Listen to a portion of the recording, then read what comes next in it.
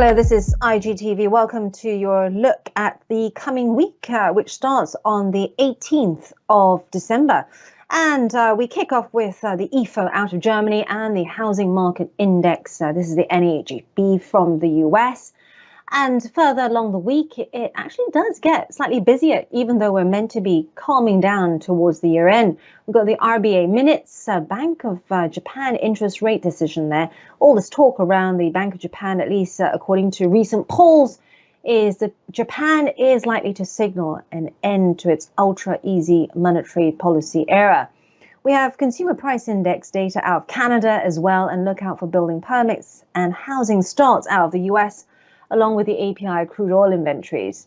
Then midweek, the attention turns to China, where we've got loan prime rates, trade balance numbers out of Japan, the GfK consumer confidence out of Germany, consumer price index, inflation data out of the UK will be interesting too, after the Bank of England stood pat on interest rates and said that any cuts soon are unlikely.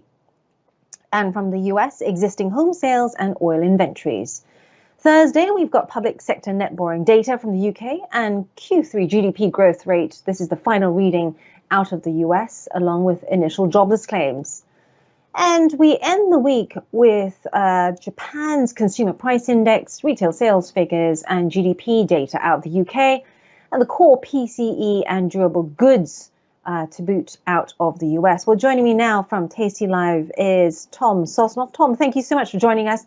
There's been so much going on out there. We're meant to be calming down before Christmas, but it really isn't, is it? And of course, the Feds sort of kept everyone buoyed with the indication that cuts could be likely. What's on your radar this coming week?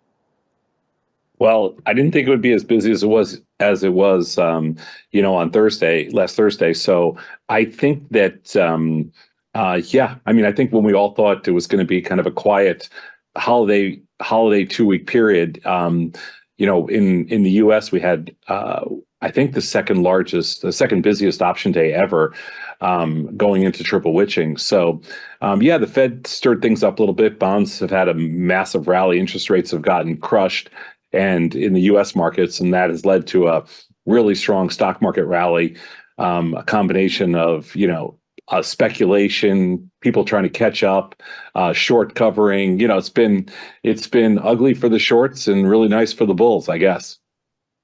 And speaking of that, there are many out there that say, well, the higher you go, the harder you fall if you come off that. Are we due a hangover soon, or do you think this rate cut cheer will persist until 2024? I think we are in the process of topping out. I mean, personally, I think we're in the process of topping out. I think this is a little bit of capitulation right here. But the reality is that there is no statistical evidence that suggests, outside of gravity, of course, we can't discount gravity, but there's no such thing as mean reversion in price, anything that's price related. There's mean reversion in implied volatility, but not necessarily in price. I do think it's important to mention, though, that when you get to record highs and you get to record lows in implied volatility, that you do have significantly more risk on a relative basis. So when you compare dollars at risk in the stock market, yes, you have more risk because you're more likely to get an outlier move from high prices and low volatility than you are from low prices and high volatility.